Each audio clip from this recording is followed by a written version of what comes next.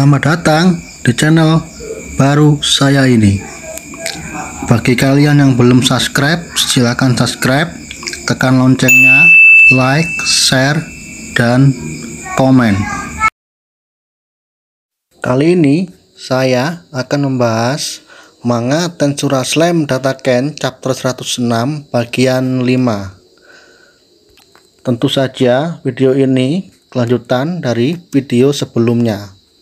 Bagi yang belum nonton video sebelumnya, silakan kunjungi channel saya. Tanpa berlama-lama, langsung saja kita mulai.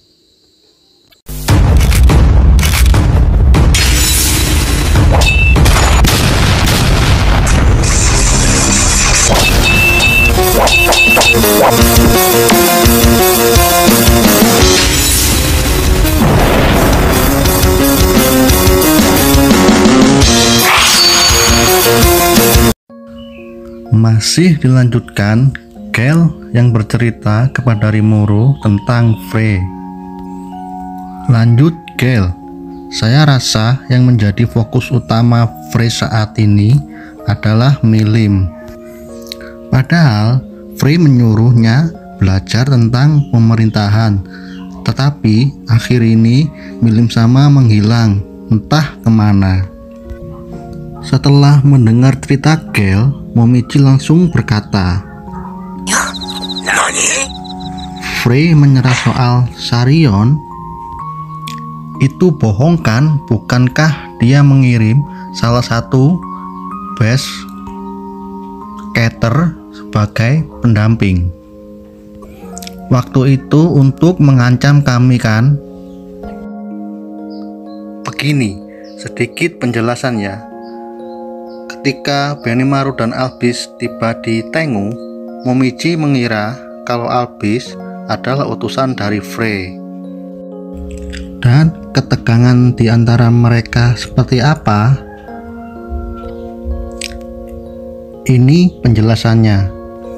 Jadi dulu ketika Frey ingin menguasai Sarion, Frey meminta Tengu tunduk, tetapi Momiji menolak dan mau berbalik melawan Frey. Dan akhirnya Frey menyerah untuk mengambil alih Tengu. Karena Frey tahu kalau Ratu Sarion Elmesia ingin memanfaatkan kekacauan antara Frey dan Momiji. Frey pun berpikir dan terus berpikir, jika Frey bertarung dengan Tengu, maka kekuatan di kedua belah pihak semakin berkurang dan melemah. Pasti akan mudah bagi Sarion untuk mengalahkan kami. Jadi karena Frey ragu, Frey membatalkan niatnya untuk mengambil alih Sarion. Kita kembali ke ruang pertemuan. Benimaru berkata, tidak heran jika dia mewaspadai kami yang tiba-tiba muncul dan mengatakan ingin membangun jalan yang terhubung dengan Sarion. Momiji meminta maaf kepada semuanya. Sepertinya saya sudah salah paham, padahal ibu sudah memberitahu kalau saya berlebihan memikirkannya dan tidak bersikap sopan kepada Albisan. Dalam hati Rimuru bergumam, dengan begini kelihatannya kami akan dapat menjalin hubungan dengan Tengu, asalkan Benimaru mau menjadi pasangannya.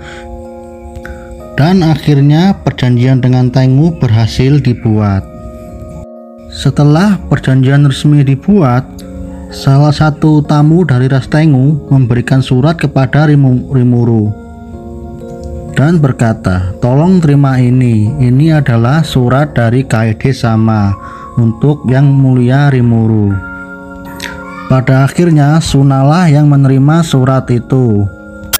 Surat diawali dengan salam formal, lalu dilanjutkan dengan permintaan maaf atas kesalahan paham putrinya, dan kemudian Suna membaca isi surat.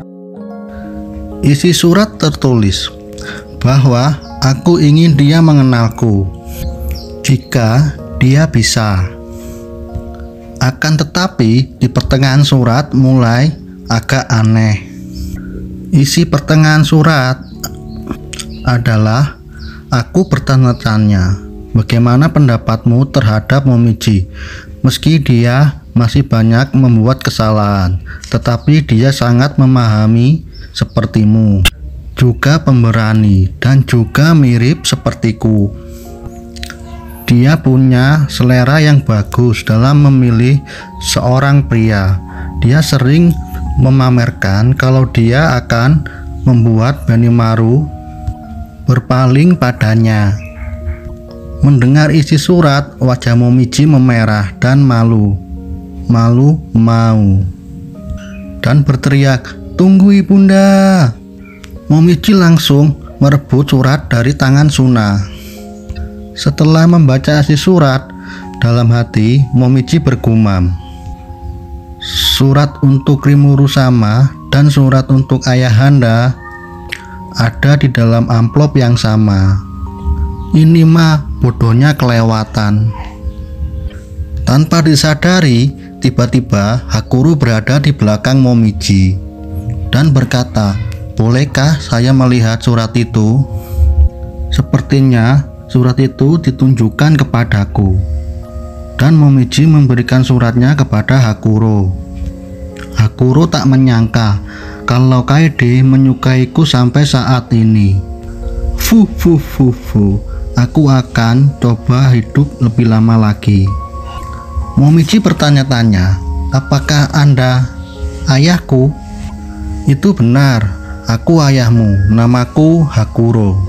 Rambut putih dan ujung kemerahan, itu adalah turunan dari ibumu. Kau sangat mirip dengannya.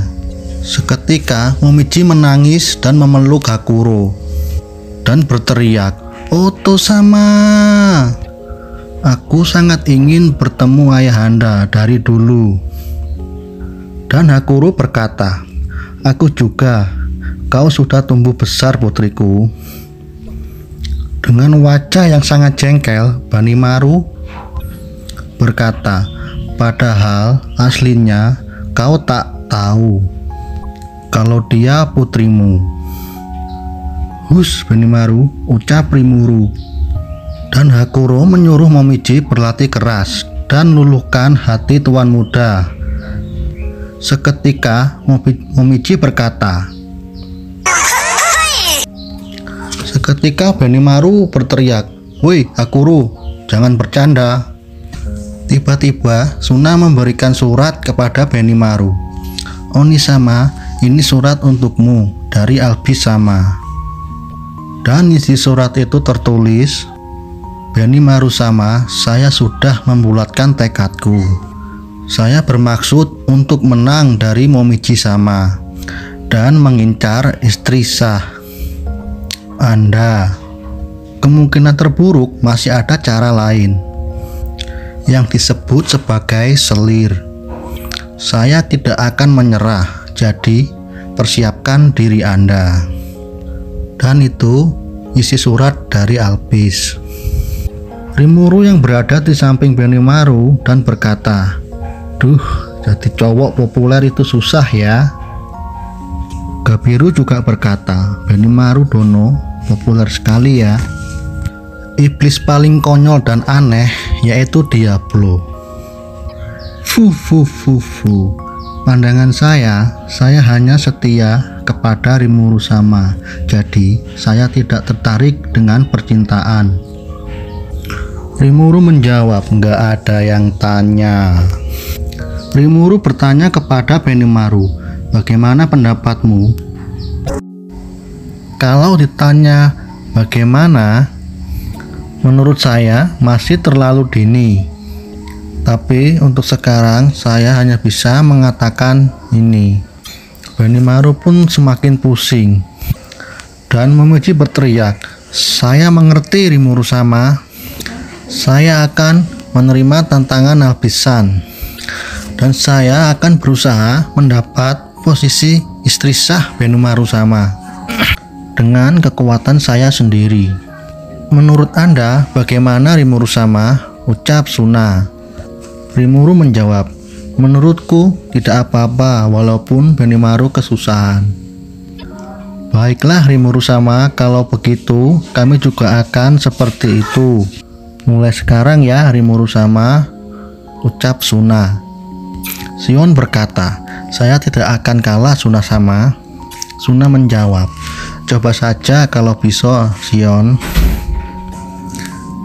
Dan sejak saat itu negeri monster lahirlah sebuah budaya cinta dan perang yang aku tidak paham maknanya apa. Dan chapter 106 berakhir di sini. Dan kata penutup dari chapter ini, gapailah cintamu dengan tinjumu.